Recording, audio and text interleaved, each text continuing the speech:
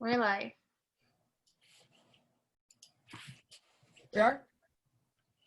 Yep, we Okay. have a lot of people joining us. Hello.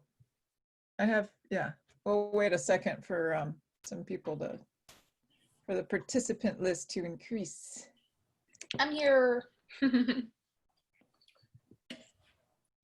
Hi, everyone. Thanks for joining us. We'll get started in just a moment.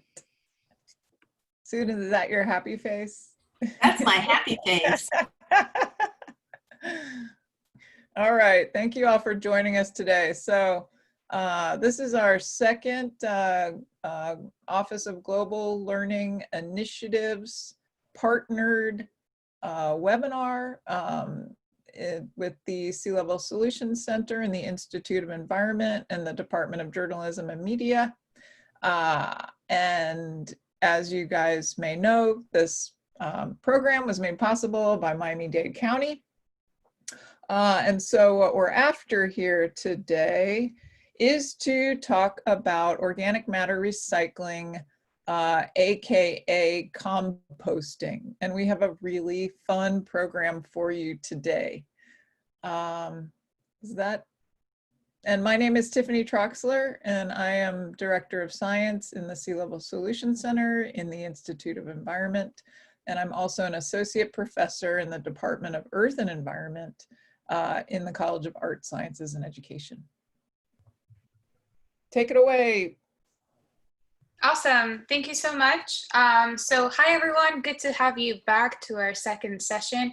My name is Maria del Mar. I'm also part of the Sea Level Solutions Center. And we want to get you started with a quality of life poll. So I'm about to launch this on your screen, and you should be able to see it. So, okay, I'm launching it right now. It's a quick poll of 6 questions you should be seeing in your screen. So it should be prompt already there. You can go ahead and start scrolling down after you select your answer. So the first question you should be seeing right now is, I am a non-student or student. So just go ahead and click on the screen for the right answer. Madi, if I could just say, some of you may have filled this poll out during our last webinar. Please do it again. Please, yes. we invite you to fill it out again. Thank you. Yes, we're going to be doing these for our sessions. So let's get through this. Let's get through this one. So the second one is, the type of business where I work is. You have a couple options here. So just click on the screen and that should prompt the right answer. I can already see your screen. I mean, some of your responses coming in, which is great. Now, the third question you should be seeing on your screen is, what are the 3 most important things that determine your quality of life? Is it health? Is it family and friends? Happiness? Freedom? This one is a multiple choice question, so take your time, read through them, select the ones that seem right to you. You have a couple of minutes for this poll.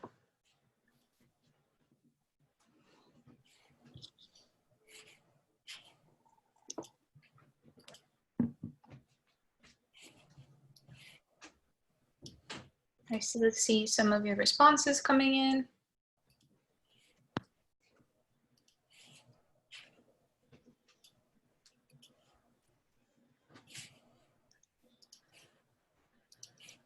All right. The fourth question should be, what are the 3 most important concerns you have about sea level rise and flooding? This is also a multiple choice, so take your time, read through them.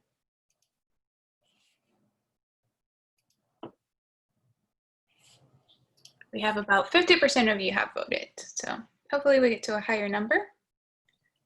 If you're having any issues whatsoever, you're always welcome to use the chat feature on the bottom of your Zoom bar. You're able to ask us questions also during the Q&A, but you can get those started by inserting your questions already with the Q&A feature.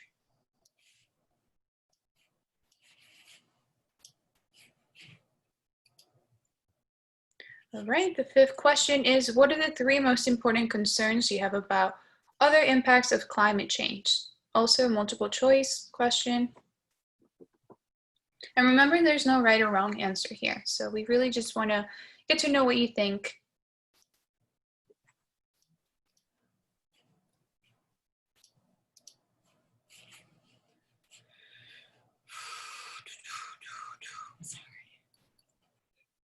And then our last question is, what do you think are the 3 highest priority initiatives or actions that can be done to reduce the impacts of climate change and improve your quality of life? This is also multiple choice. And I see most of you have answered now, but I'm going to give you just 1 more minute to finish up this poll.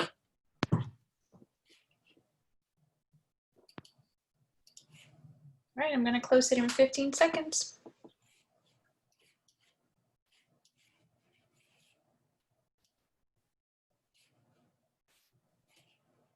All right, so I'm going to go ahead and end the poll and show you your results. So let's see what we think. All right, 85% of you are students. Nice. The type of business that you all do, you guys are not working. Okay, but some of you work in the private sector, about 20%. What are the 3 most important things that determine your quality of life? Most of you said health, family and friends, and happiness. Yes. What are the 3 most important concerns you have about sea level rise and flooding? Most of you said impacts to natural habitat and wildlife, lack of awareness and no action to address it. Well, I'm happy you guys are here. And applying science to make good decisions to address these issues. All right, the last question, what are the 3 most important concerns you have about other impacts of climate change? Most of you answered increased heat and extreme heat, impacts on community, friends, and family, and the lack of awareness and no action to address it. And for the last question, most of you answer what do you think are the 3 highest priority initiatives or actions that can be done to reduce the impacts of climate change and improve your quality of life? Most of you said increase use of renewable energy and increase community awareness and education. So I'm going to go ahead and stop sharing this poll, and we can go ahead and move to our next section. Thank you for answering. So give me just 1 second. Let me go ahead and record these polls really quickly over here on my end. And then I'll prompt you all to the next slide. Awesome. So here we're going to go ahead and start with our presentation from Social and Community Composting. And let me guide you to our video. My name's Tracy Troxler, and I'm with Sunshine Community Compost. Can you hear the audio? On my ends, I cannot see the screen, so would you mind reloading it? Sure. Okay, so let me see if I can stop share here and then maybe share it again by showing this. How about now? You see it? Yes, I see it now. Perfect. All right, let's get started. So my name's Tracy Troxler, and I'm with Sunshine Community Compost. Mari, we need your audio to hear the video. I work on the west coast of Florida. Now you can hear it? And I'm here on the east. Oh, okay. Now I know. Thank you, guys. Sorry about that. I'm going to go ahead and start it again. So my name's Tracy Troxler, and I'm with Sunshine Community Compost. It's a nonprofit that focuses Sorry, you need to reload. around. I do? I'm so sorry. Let's try that again then. If I do this.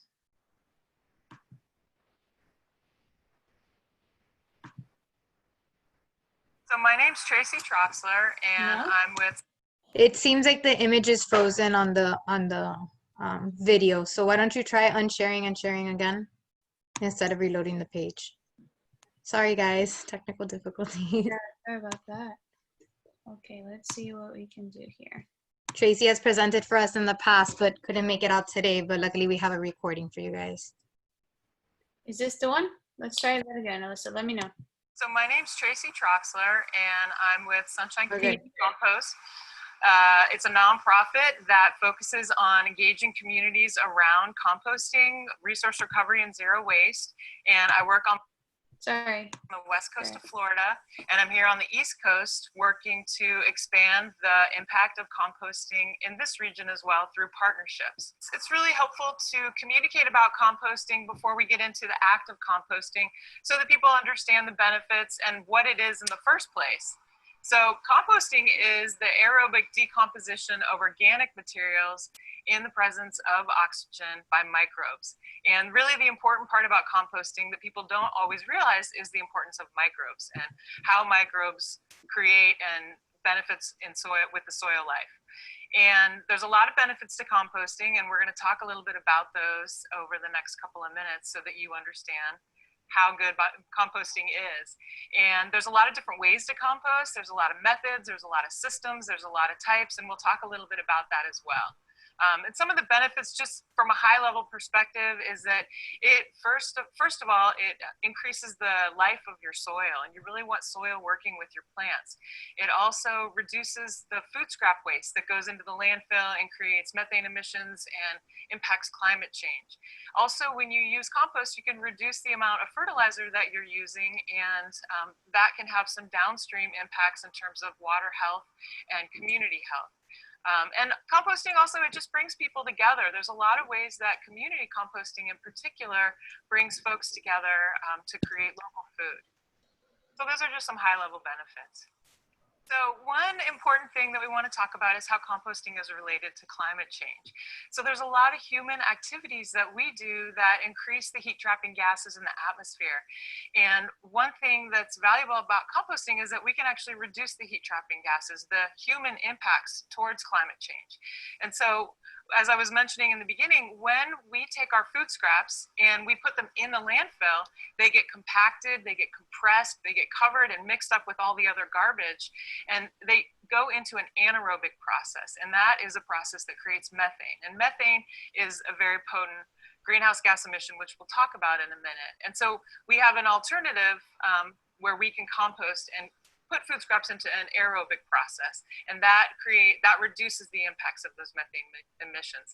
And with climate change, we're seeing those human impacts, create situations in from a global scale that they're increasing storm systems, increasing sea level rise, increase in ocean acidification. There's a lot of troublesome things that are happening as a result of climate change, and any actions we can do to reduce that, such as composting in our backyard or in our community, can promote positive outcomes towards climate change. Composting is related to methane emissions, as we were talking about, related to the landfill. So if we take our food scraps, we put them in our backyards, we put them in our communities, and we put them into oxygen-rich conditions where they can decompose, we'll end up with nutrient-dense soil food. When we put them in the landfill and mix them with all the other garbage, we get methane emissions.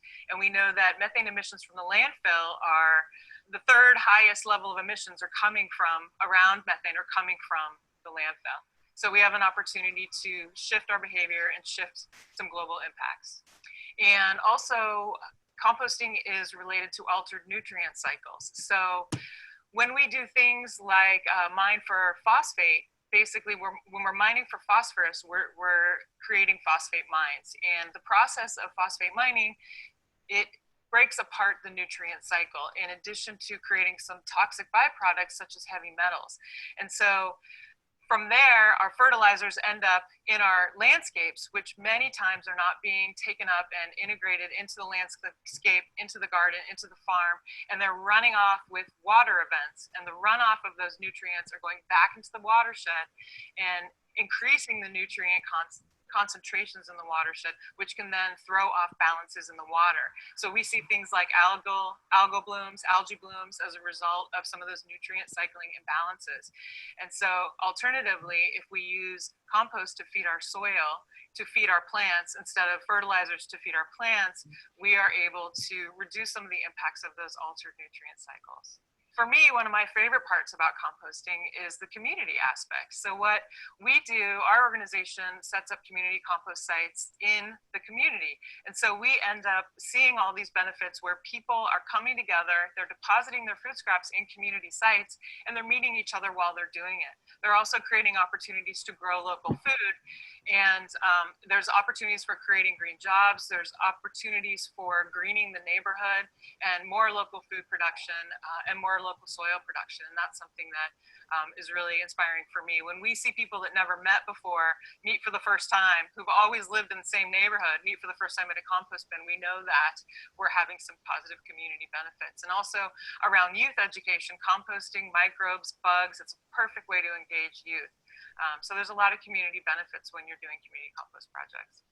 So this particular project, we worked with and are working with a number of partners. The Opelika Community Development Corporation is working with Health in the Hood to help create an urban farm and opportunities to grow food in urban settings that can also create the possibility of educating residents and the possibility of jobs. Okay, and so basically, there's a lot of different ways you can compost. Like you can compost by buying bins. You can compost by creating your own do-it-yourself bins. You can compost by using a worm system, just a simple food scrap system, or even a fermentation, a bokashi fermentation process. So there's lots of ways that you can compost, and you'll find your own way as you start learning about composting. And what's really important is that we make a shift from considering food scraps and a lot of other resources as waste. We have to transition from a waste mindset to a resource mindset. So food scraps are really a resource that haven't been integrated into the system, and that's what we want people to be thinking about. And so some of the things when we're doing a community compost site is we have people, they collect their food scraps in a little bucket, and then they take those food scraps, they put them in their fridge or their freezer or under their counter, and then they bring it to a community compost site, or they bring it to their backyard. And in either one of those systems, it's a way to recover the nutrients that are in those scraps and create a compost product. And some of the different kinds of bins, so people have these backyard bins that they'll use. We have community site compost bins where there's multiple bins. One is where you deposit, the other ones are curing. And then there's vermicomposting bins. And then, as we were mentioning before, there's also a bokashi fermentation process. And you just have to start finding your path and looking at what system makes the most sense for your situation, whether you're in a house or an apartment, or you're a student, or you're working in a garden. You just find your way towards what system works best for you. And in terms of do-it-yourself bins, so there's a lot of resources in the community that can be used to create compost bins. And we see commonly, we see pallet bins where people find pallets that haven't been treated and they use them as a system for collecting food scraps and using compost. We see people using garbage bins and drilling holes in them so there's aeration opportunities. We see people using metal bins. There's all kinds of ways that you can create your own system. And with a worm bin, we see people using plastic storage containers and the same kind of thing. So it doesn't matter. You don't need a lot of resources to compost. You just need some creativity and, a view of your community and how you can recover resources. And the process for composting, so this is one of my favorite parts. It's basically you're taking 4 or 5 main ingredients and making a lasagna with them, more or less. So the ingredients that are most important for composting are greens, which are your food scraps. We call them greens. They're not always green in color, and that's your nitrogen source. And then browns, which is your carbon source, which is wood or straw or chips or old leaves that are browned out. Those are 2, that's the nitrogen and the carbon, and then you need air and water. And with those 4 ingredients, you invite microbes in. You're basically making a meal that inspires microbes to show up and start the decomposition process. So, and when I say greens, so when we're setting up a system, we're trying to recover food scraps. And so some of the food scraps that we want and don't want, I'll let you know about. So food scraps we want vegetable material, we want fruit material, we want anything that was a seed. For instance, bread was a wheat berry, or rice was a grain. So those are all fine materials to put in your compost bin. Tea, that's material. And then also we don't want fats, we don't want dairy, we don't want things that are going to attract other critters. So that's something that we want to be mindful of when we are creating our compost. Basically, in addition to food scraps being a resource, also remember your recycling is a resource. So we want to get our clean plastic, aluminum, metals into the recycling bin so those can also have a second, third life and we think about waste again as a resource. So basically, human-derived problems can be addressed by human-derived solutions, and composting is a human-derived solution. So we just really want people to understand all the opportunities and the benefits of composting and to participate and remember that we're all in this together and we can compost, starting with your next meal. Awesome. All right, so that was Tracy from Sunshine. What's up, everyone? Welcome back to the channel. Today I'm here. We'll talk about IT difficulties today. Thanks for bearing with me, guys. So I think everyone can see my screen at the moment, yes? We are okay seeing my screen? Yes. Okay, good. All right, so I think this is a good time to open up the discussion and also start our Q&A. So based on this presentation, if you guys have any questions whatsoever about composting, we'll give it a try. We'll go ahead and answer those for you today. I also want to give it a try. So if you want to insert any questions, go ahead and do the Q&A feature. I believe you guys can see my screen at the moment, right? So if I open the chat, y'all can see it? Yeah, Mari, if you want, you can stop sharing your screen so I can actually pull up one of the questions that was brought up in the chat already, and you can troubleshoot whatever you have to in the background. I think that's good. Thank you. Okay, perfect. Awesome. So we had a question from Gabby in the chat. She asked, do we have any community compost bins close to FIU MMC? So we later on are going to show you our resource page. Tiffany, can you see my screen? Yeah. Awesome. So later on, we're going to show you a QR code that will take you to this website. But on this website, you can find some drop-off locations. So unfortunately, Gabby, there's none near FIU, but we have some in Miami Beach. This Back to Earth has multiple locations. So you can see here, there's some more down east. And then there's also in the Little River area, the Liberty City area, and the Wynwood area. Specifically on campus, I do know that we do have two clubs, FIU Go Green and the Garden Club. And if they haven't started the initiative yet, I'm 100% sure that they're looking into it. So if you guys are interested in helping out FIU start their own on-campus composting program, I would say definitely check out or reach out to those two clubs. Again, it's FIU Go Green and the Garden Club. Well, just also, Alyssa, to clarify, there is composting on campus, I believe, associated with the agroecology program. It's just not a drop-off site for the community. Yeah. Right. What Tiffany said. Yeah. But as I said in the chat, let's set one up. Yeah, there should be one. So that way, especially students who live on campus can access it, and then those who visit campus can come around and drop it off. So, all right, I'm gonna stop sharing my screen for now. And again, send your questions into the Q&A, but I will pull up some that we had submitted in our registration.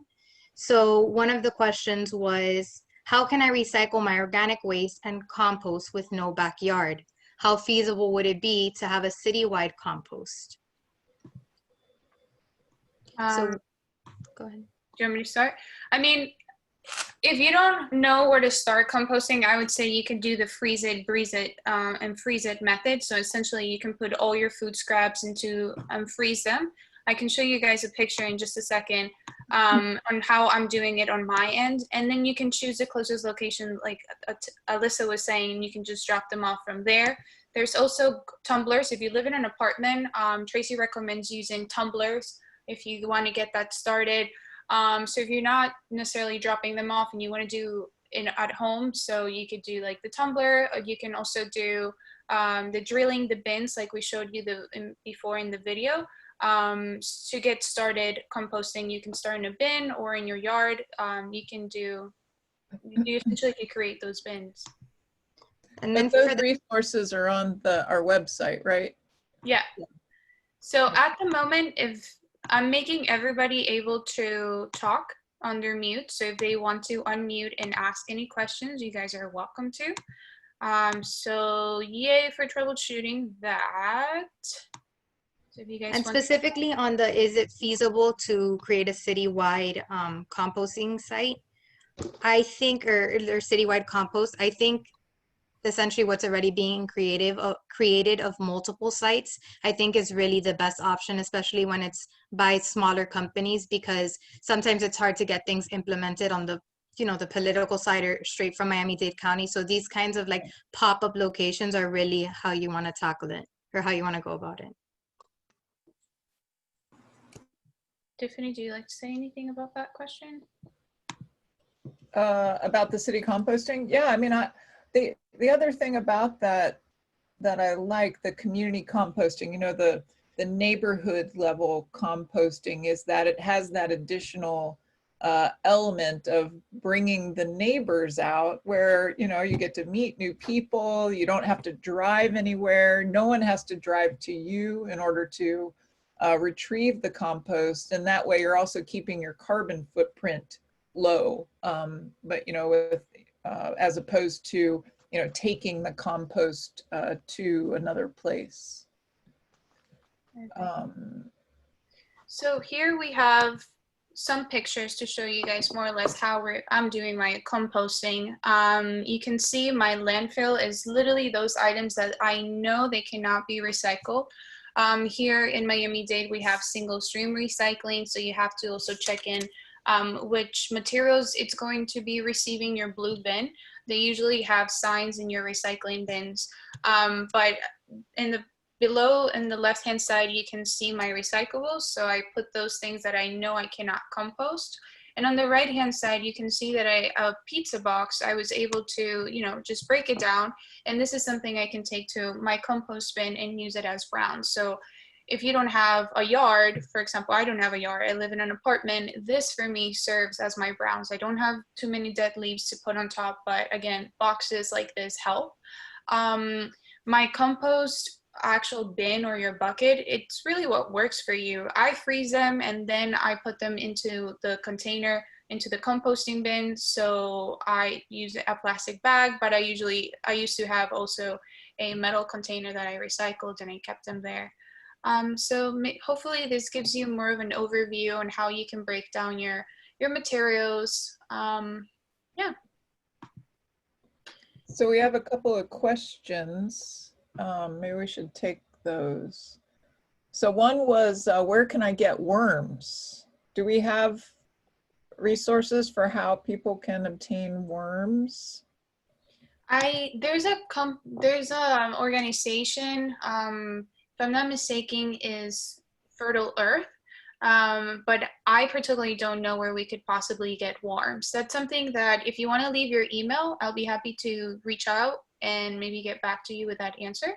So if you want to just leave your email, we can email you back on that. But in my compost, they have just come in on their own. Yeah, that's happened to me too. They somehow find their ways through the holes at the bottom. Yeah. Especially if you have it on a pavement area, not so much, but especially if you have it near like near some grass, and you will find them. They will come and make their way. I have sometimes seen some at nurseries, but I can't guarantee you that all nurseries would sell earthworms like that. Tiffany, we also have a question that I'm not sure if you wanted to answer live. We got in the Q&A. Can meat scraps still be used in composting, although it attracts critters? Well, I sometimes have, I usually, if we eat any meat at the house, which is rarely, we usually feed the, you know, that leftover meat to our dog. And I don't know if you guys remember the food hierarchy diagram. So, you know, it's trying to first provide that, you know, that food source to something else that may be able to benefit from it, you know, before thinking about composting. But I don't know if there are any issues with that, but I have put it in my own compost. if you But think maybe about other it, people have different experience. Alyssa yeah. or Connie? So in my Tracy tells opinion, us not to. yeah, Tracy says no, but in my opinion, as long as you're not throwing like a big giant piece of meat, which that will attract your critters and stuff. If you kind of cut it up and kind of make it small enough for these earthworms, and it's not, you know, overloading, and it's good to ratio, you know, you still have your greens and your browns. It shouldn't be much of a problem. It just shouldn't be on a constant basis. Right.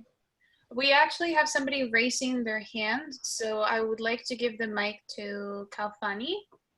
I apologize if I'm butchering your name. I truly do not mean to. And let me get to unmute you. Ah, there you are. You can speak. All right. Hello, everyone. Hi. Sorry, I had to ask the question about the using like meat scraps in composting. I was just wondering, only because like for one of my classes in the summer, I believe it was in facilities and environmental management, I believe, if I'm not butchering the title. But for our green hotels project, I was tasked with, you know, coming up with composting ideas with horticulture. And I was just wondering, okay, so for like professional kitchens, you know, the chefs usually have a lot of scraps, whether it be from meat or fruits, vegetables, and other things of that sort. So that's why I was kind of wondering, maybe what if on a corporate level, you know, these larger kitchens could also use their scraps, whether it be like skin from like chicken or something for preparing like chicken parmesan or something like that, you know, for them to add it to the compost. That's what I was kind of like wondering, because that would be really cool if we can get, you know, businesses, big and small, to join the effort in composting more, you know, and partnering maybe with local farms and other agencies. I don't know. Yeah, I think that's a great idea. I also am aware of programs that rescue food before sending it to the compost and provide that food to people that don't have enough food. So, you know, I would always think about, can that food be provided to someone else first before the composting? And if not, then that's a way to scale that, you know, reducing the amount of organic material that's going to the landfill. And one last thing on meat, just to put into perspective, it is harder to break down. So if you want, and it sometimes can carry, you know, diseases or parasites if it's left out for too long. So it'd be best to avoid big amounts, I think, ultimately. But then at the corporate level, I feel like we need a lot more innovation to really combine greens with meat in order to have it as the kind of compost that we favor. Yeah. We had another question in the chat from Barbara Jones. Are there any items that commonly compost that should not be composted? So we did mention about meat a little bit, but we also have dairy products and eggs should not be composted. Things with fat or grease, which relates back to the meat stuff. Plastics of any kind. So this isn't a recycling bin. This is completely different. Any bones, takeout containers, pet waste. So your dog's fecal matter should not go in there. And cotton balls, dental floss, glossy paper, the things that don't seem that natural, I would say. Marissa, if you have that resource page still open, or Yes. we'll prompt you guys to that. Actually, we have Dr. Susan Jacobson. She will be talking to us a little bit more about what the METHANE application offers, and as well as where to find those resources. So right here, Alyssa's showing you what we have on the METHANE website. Again, we're going to talk about it in just a second, but here's where you can go ahead and take a look at some of the resources we've put together. Here's a cute list for you guys to kind of know what to put in your composting bins. But again, every community composting site usually has, it doesn't vary too much, but they may have one or two different items. So you want to be careful with that and mindful. Maybe give them a call, or before you drop off in your items in their composting bin, make sure that it is the right ones. So yeah, we were talking about meat. It's a little bit harder to decompose properly, I would say. But there's different methods you can look up. I believe the bukashi method is also a good one for you to essentially break down your meats. So if you want to try a bukashi method, that could be possible too. Yeah. So we did have other questions that were submitted to us. Let me see how we're doing in time. Maybe we can answer one more. So is urban agriculture being considered as part of the solution? Dr. Truxler kind of talked to us a little bit about the importance of community composting. And I can, on my end, I would say, like, if we have urban farms or like urban agriculture, it can also become a full circle. So we partner with Opalaka CDC, which is also an urban farm. So the compost that community members around them drop off, they use it as, you know, nutrients for the farm that they have. So urban farming. And then when you have urban agriculture, you're saving the cost. I mean, you're saving the carbon dioxide emissions from transportation, and you have a better chances of making it full cycle, because again, community members can come in, drop off, you know, you compost it, and then you use that compost instead of fertilizer. So that's my take on that question. Well, I'll just offer also that there are places around Miami-Dade County and in many places across the US that are referred to as food deserts, which means that it's difficult to access grocery stores, or there is an economic reason why people cannot access food. And urban agriculture is one way in which food can be provided locally to help to address the issue of food deserts. Thank you, Tiffany. And so I would like to give the floor to Dr. Susan Jacobson. She's going to again talk to us a little bit about the challenge that we have for you all. So Dr. Susan, you want to take it away? Sure. Thank you, Maria.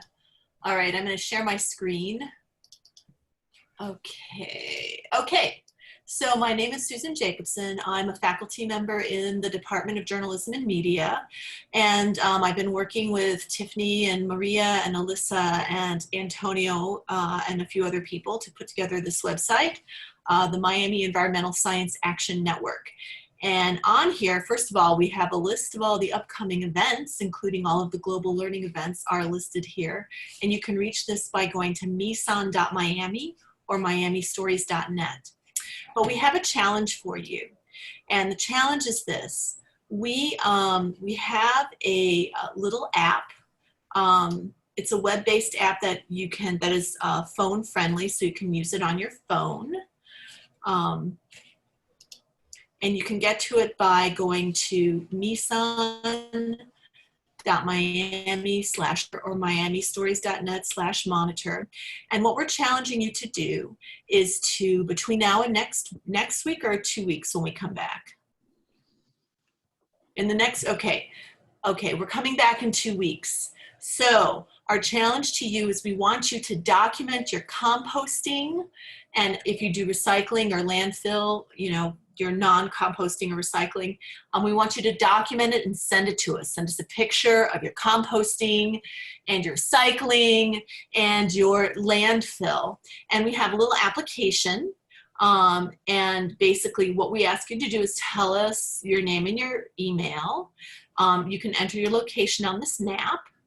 And we want you to try to weigh your compost. And we have some instructions.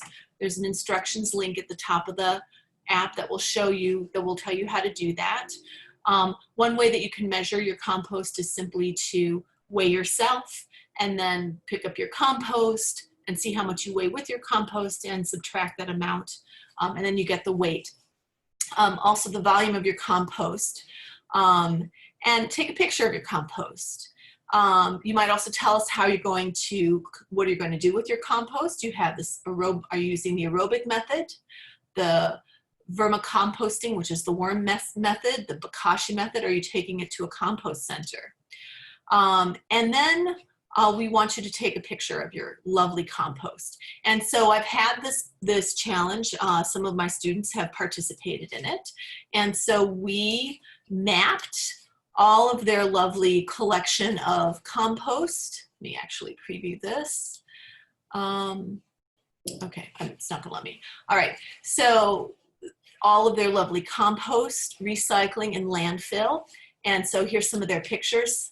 One student really had a beautiful bin of compost that she shared with us. Someone else had a lovely bin of recycling that she shared with us. And so the goal here is just to kind of get a kind of informal map of how citizens in Miami-Dade County are composting and recycling. So it's just to give us some additional insight into how that's working, and we get a chance to share our lovely compost and recycling with the rest of our group here at FIU. So these are anonymous. Obviously, we will not reveal the person who shared this with us. But if you send this to us, we'll add you to the map, and we'll take a look at some of the beautiful composting and recycling and landfill that all of you have sent to us. Okay. In addition, on the METHANE site, we have, if I go to METHANE.Miami, we have some resources for composting. So under resources and composting, we have quite a few videos. We have a knowledge quiz on composting, which is kind of fun. It'll tell you, how much do you know about composting? We have some information about different composting options, how to compost, what kind of materials you can compost. If you can, we have a list of these materials.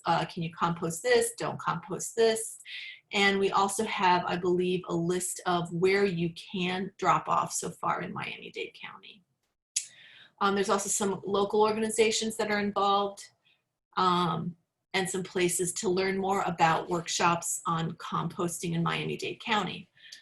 Many of us recycle. I think a few of us we're less likely to we're less likely to compost. So we're really trying to encourage people to consider composting. And if you don't compost, but you want to participate, you can also share with us your recycling, which is also very interesting. And basically it's the same method.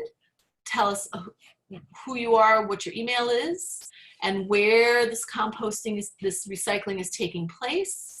How much recycling do you have, and take a picture of your recycling. That will be very exciting. Okay. So I think that's all I have. I'm going back too far. I think that's all I have to share right now. I'm going to stop sharing my screen. If there's any comments or questions. I think Maria has put the link to the applications in the chat. Yes. So you can also, if you have a smartphone on you, you can go ahead and scan this QR code, and it's just going to prompt you to the smart application. But if you want to know the website, just take a look below. It has the website for METHANE, where again, you'll be able to find all the upcoming events, the recordings of webinars, and as well the composting resources with locations and what Dr. Susan showed. And then below, if you don't have a device or a mobile device, and you can also type the METHANE.Miami/monitor, and that would lead you to that application.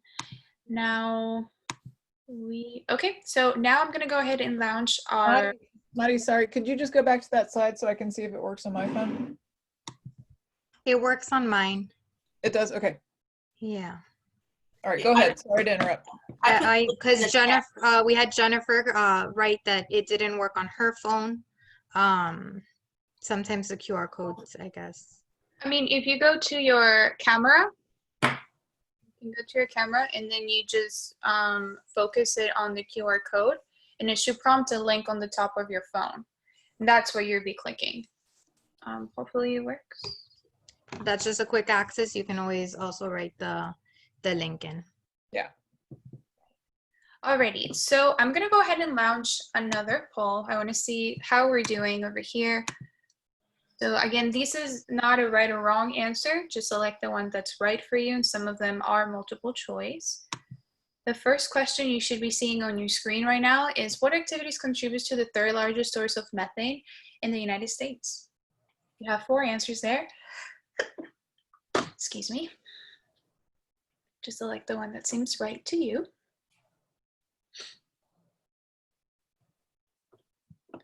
I'm waiting to see some responses coming in.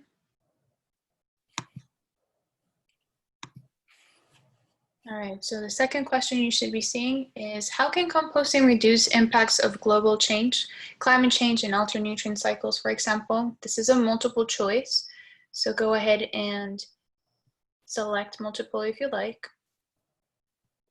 The first answer, it's composting decreases landfill waste and methane emissions. The second one is composting increases landfill waste and methane emissions. Third answer you should be seeing is, composting increases the need for fertilizers to gardens and landscaping. And the fourth answer we have is, composting decreases the need for fertilizers for gardens and landscaping. All right, I'm just going to give you guys 2 more minutes to answer these. I can see your responses coming in, so that's a good thing.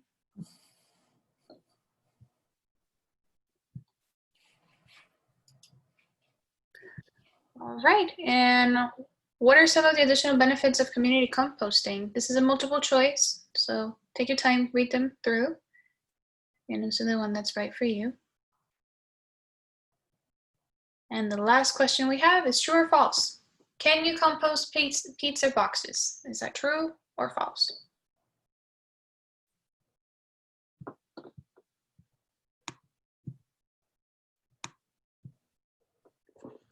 All right, I'm going to give you guys 30 more seconds.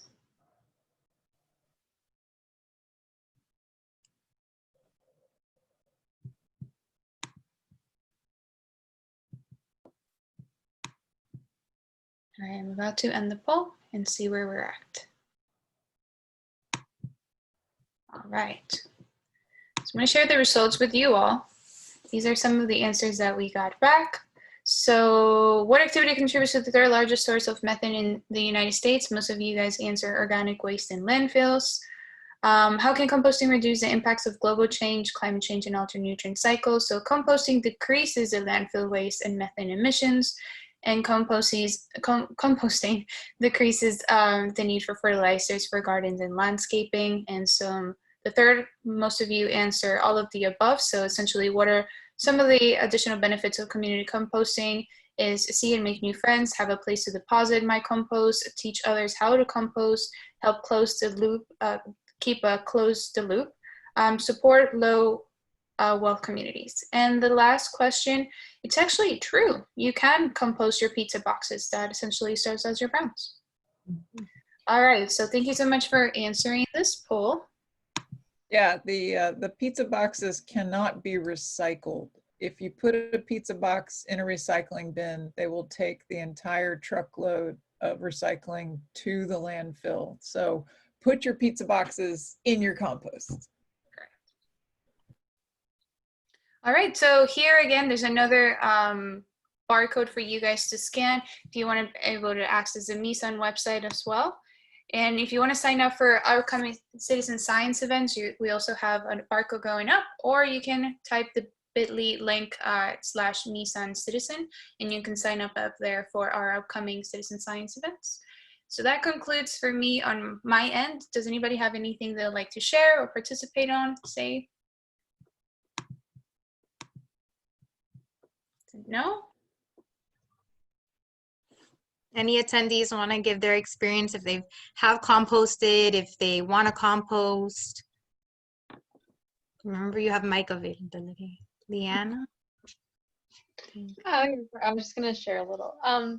I've lived in the north for most of my life, like around the Pennsylvania area. So there was always so much like more that I've noticed of people being environmentally aware. And when I came to Miami, I didn't really understand like how the recycling system works, because like I live in an apartment complex and there's no recycling system here, like let alone compost. So it was definitely like helpful to see that there was options around here, because I was very overwhelmed when I came here. Yeah, awesome. I also think it's important to sometimes think that you can kind of do things on your own. Like you can compost. You don't need the city to set up a composting thing. Like you can take your own initiative to get it done if your community does not have it implemented yet. So I'm glad that we were able to show you how you can do it on your own. Thanks for sharing both. Another question that we had received is, I just lost it. Oh, how do we improve environmental education and awareness in our communities? So I would like to take the time to honor all of you guys who are participating today. I think that is the first step. If you're interested in learning what to do, and you know nothing, just attending this webinars are helpful, asking people to join, sending those links, promoting webinars like this that educate the community, or whatever you learn, you know, talk to your friends, talk to your family, get started in those citizen challenges that Dr. Susan was talking to us about. I can tell you that from my personal experience, and I think I shared it before, it's a ripple effect. So if you start recycling, maybe in your household, then other members of the family will join. If you start dropping off the compost at community sites, maybe you'll make new friends. And so you're like, hey, come hang out on Saturdays at the farm. Things like that really do happen. So that's one way that you can, you know, improve and increase the environmental education awareness. I'll give a quick personal thing. Somebody had mentioned that they wanted to start gardening. I think it was Gabby in the chat. So what I did was at the beginning of quarantine, I started gardening, and I got a bunch of my friends to do it too. The seed packets usually come with more than you can plant. So I actually would pass out to my friends who were interested. And then we like had a group chat where we would talk about how our plants are doing. So I think that that can even start up the conversation, not only in your community, but between your group of friends. If you have friends who share the same kind of interests or just want to do something different and start up an activity. Yeah. And it's really fun to garden, you know. I live in a condo, so I don't really have any place to garden. But I know we've been working with the Opelika Community Development Corporation. They have an urban farm in Opelika. So if you're living near there, you can check them out. Yeah. And I'll tell you that it's a hit or miss with gardening. Some won't make it and some will, but it's worth going out every morning and kind of, if you have the yard for it, or if a location, it's worth going out and kind of taking a breather from your computers. I definitely recommend it. And composting. And that's a great point to end with. I have a question for Tiffany. So we received sales in lawn care products have increased because of the pandemic. Could the fertilizer increase lead to fish die-off? So if we're aware of what's going on with the Biscayne Bay, the short answer is yes. What you can do, Tiffany, I don't know if you want to say some of the options that we have for fertilizer, which essentially we just showed today, which is composting, but you will also learn a little bit more about the water quality issues in our upcoming webinars. So stay updated for that. And so, yeah, essentially when we do have a lot of fertilizers, if we're using more than we should, or if we're using them where, you know, there's about to be a rain, these fertilizers tend to run off and end up in our oceans and in canals and also in our bay. So to prevent the use of fertilizers, you can compost, buy compost, and just make sure that you're very careful when you apply, if you're going to apply fertilizers, that you don't do them near a waterway, that it's not raining days before, that there's enough time for your soil to grasp those nutrients, because it can end up Well, let's make it really simple, Mari, and just say, you know, some cities right now are adopting fertilizer ordinances where there is no fertilizer recommended to be applied during the summer. And why is that? Because it rains all summer. And when you put fertilizer on your yard and then it rains, all of it just washes. It doesn't get into the plants. It just washes off and goes into a nearby canal, runs into the stormwater, which then gets into the canal and ultimately can enter the nearshore bay waters, which is one factor that can contribute to over-enrichment of nutrients and algal blooms and other issues in Biscayne Bay. So thank you for bringing that question forward. Sure. Thing. Well, thanks for submitting it, my dear attendees.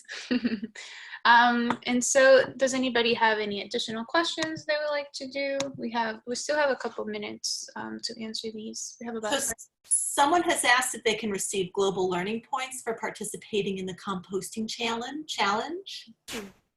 I don't know the answer to that, but I will say this: I know that if you attend all 5 seminars, is that right? You get 5 points. 4. If you attend 4 of the 5. Okay, and you get how many points? Well, you get 1 point per session, I believe. Okay, all right. Oh, you get the certificate, right? But then, yeah, if you attend the 4, you get a certificate. Okay, cool. The challenge, I think, Tiffany, correct me if I'm wrong. We haven't arranged anything, so it's more to encourage you guys to compost. Yeah. And I promise you this: if you send us a really exciting composting or recycling or landfill image, we will share it at the next seminar in 2 weeks. And you can let us know if you don't want us to say your name. We won't say your name. But we would love to share your composting, recycling, and landfill. And that leads me to letting you guys know that when you are registering to our webinar series, where you register on the link, make sure that you're putting your Panther ID. I know some of you may not have to register again. We can still compare it to the attendees. So this is some of the questions I've been getting. It's like, hey, do I have to stay the whole entire webinar? We surely hope so. Yes, please do stay the whole entire webinar. We do have an attendees list. They let us know how long you've been active. But the most important thing is for the upcoming webinars, if you have friends that will be joining us, make sure that they insert their Panther ID in the registration link. And if you haven't, you're always welcome to, but again, we'll provide this to GL. And when it comes to volunteering, talk to faculty or whoever you need to turn in volunteering hours. And if you want us to validate your attendance here, so for example, they may say, yes, they are saying I could, if I attend to the webinar or the challenge, they'll give me volunteer hours. Make sure that you have maybe a letter or something that we can either sign off on or, say, yes, you were here for that time period. But essentially talk to the faculty or whoever's going to be taking your hours in. Oh, I'm sorry. I just wanted to ask one last question. Go on.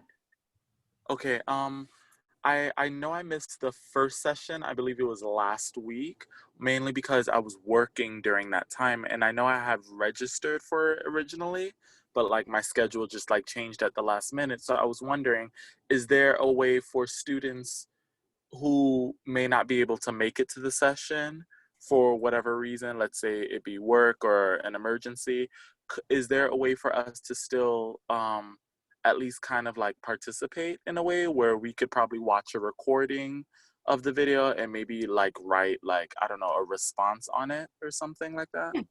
I guess I have 2 answers for that. You have, the good news is that you have the next 3 sessions, 2 sessions actually, what are we 3 sessions, yes. We have the next 3 sessions that you can attend. Exactly. So and make up that one that you lost. Exactly. So out of the 5, you just have to attend 4. So you're welcome to join the next 3. Our recordings will be available. We can upload them into our METHANE website. But I don't know if that really counts as you being present and interactive, because the whole purpose is we would want to, get your feedback, some of that poll questions. Quickly to jump in, Tiffany, do you know if GL would take consider? Yeah, no, it's for participation in the sessions. Yeah. Perfect, thank you. So you can watch the recordings, but attend the next 3 so you can actually get your credit. All right, Awesome. guys, and with no problem. All right, guys, thank you so much. We are with our final minute, so maybe we could give you 1 minute back in your day. We appreciate you all coming. Did you do the poll?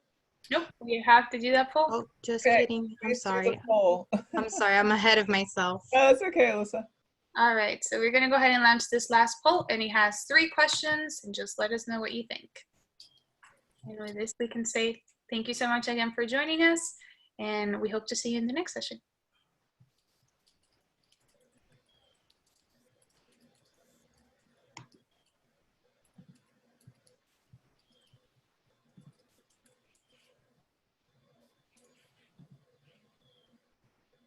So the question you should be seeing is, how would you rate today's webinar? Let us know what you think of today's webinar. And would you like to participate in upcoming citizen science monitoring event? And do you plan to implement one of these activities you learned about today and record and report it using a smartphone or other device? All right, I'm about 100% of you answered. Thank you so much, guys. And again, we hope to see you in the next one. Bye, everyone. Thank you. Bye, everyone. See you next time.